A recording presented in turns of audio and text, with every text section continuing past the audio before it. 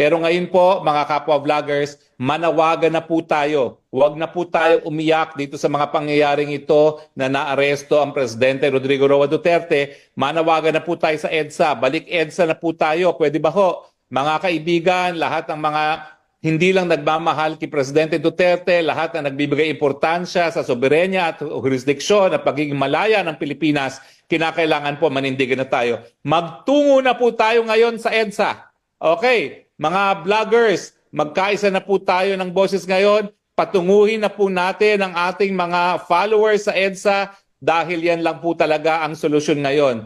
Mahanda naman po ang mga legal na remedyo dyan, pero bukod sa legal na remedyo, bilang isang demokratikong bansa, may karapatan po tayong iparating ang ating saloobin dito sa pangyayari na inaresto na nila ang dating Presidente Rodrigo Roa Duterte. So ako po ang aking panawagan, balik EDSA po tayo ngayon.